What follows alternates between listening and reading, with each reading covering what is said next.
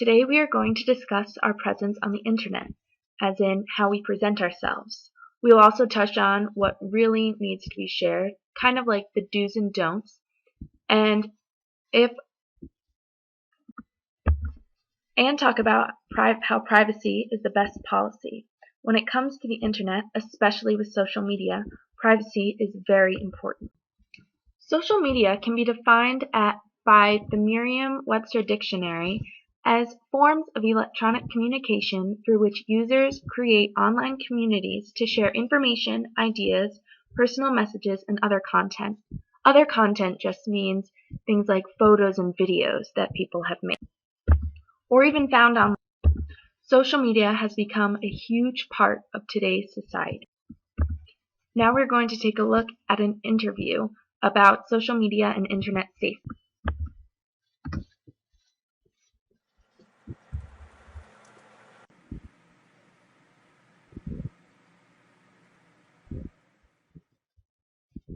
My definition of personal computer would be an actual computer.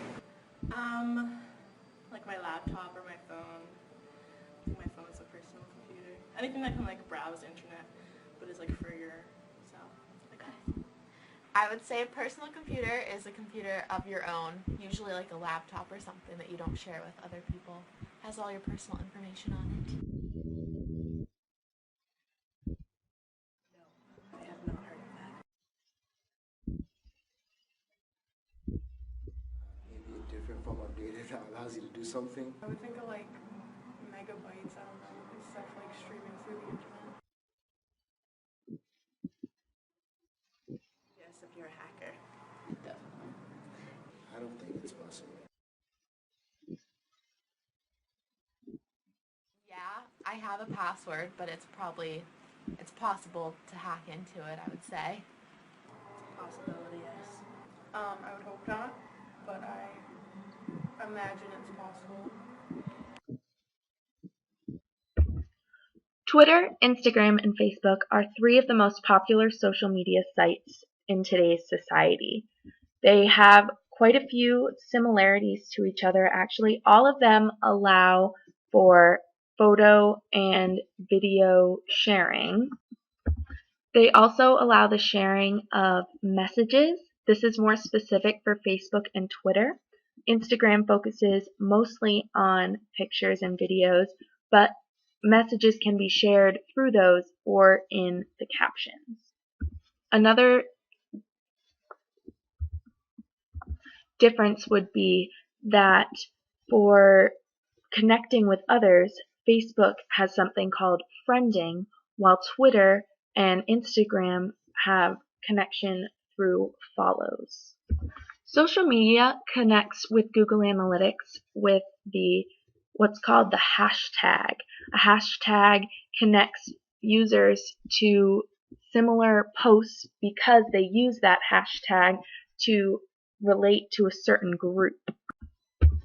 As for IP address hacking, some social media sites focus on being anonymous. One of these would be called Yik Yak. It's very new to the social media world as of now.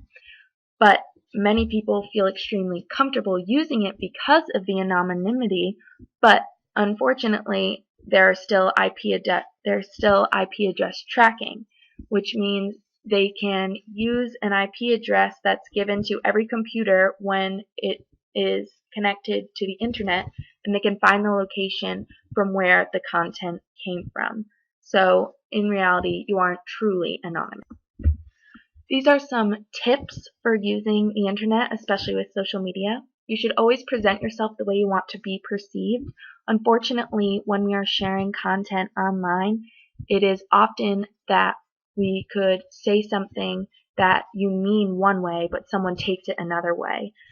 And it's important to be aware of this because universities could be looking at your social media as well as future bosses. Many people think that setting an account to private means that a university or a potential boss would not be able to see their content, but there are programs that allow companies and universities to access that information because that's how That's what they're going to use to judge your character to see if they want you to be a part of their organization. Another protection is having a difficult password. This is so no one can log into your account as you and maybe post content that you wouldn't want them to post. It's very easy for some people to access your account because email addresses are so accessible. They're put out so often and freely because they're a quick, easy way to communicate with someone. But if you have an easy password, it's an easy way for hackers to get into your information. This could be detrimental because they could take your information from you, which is often very personal, or they could just share things that either hack into other people's accounts or even just post content that you really don't want out there. It's easy to say, oh, you could just delete that content, but once you put something on the internet, it is never truly deleted. An example of that would be Justin Bieber. He recently posted a picture on Instagram of Rihanna with the caption, "Happy Holidays." It was a promiscuous photo and got a lot of feedback from his followers, and then an hour later he took it down. Too bad that the MTV reporters got a screenshot of it, and now the Instagram post still lives, so it's never truly gone. Here is the article in which MTV talks about Justin Bieber's post. This is the post that with Rihanna in it, and the article talks about how it could be in reaction to a post his ex-girlfriend made, and that it was deleted an hour later, but they still have it. Two last tips are to only connect with people who you actually know.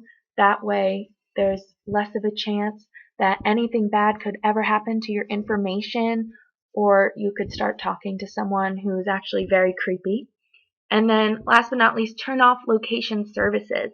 This is especially important because some social media sites, for example Facebook, actually make a map of all the places you've been based on the locations that you've provided through your posts. So if you just don't allow location services at all, they can never do that because otherwise it's a roadmap of where you've been and anyone could find you. So to sum it all up, you don't have to share everything. We don't want anything to be misconstrued out of context, or you don't want to ever give yourself a bad image, so sometimes less is more. Privacy is the best policy. Set all of your accounts to private and only friend the people you know. That way you have the best chance of being safe from any stalkers or internet predators. And then turn off location services. Just like privacy is the best policy, you don't want anyone to find you that you don't want to know where you are. So thank you for listening to my presentation. My name is Amanda Schneider. I can be found at this email, aschneid95@hotmail.com, and my website is linked right here. Please contact me with any questions. Thanks again.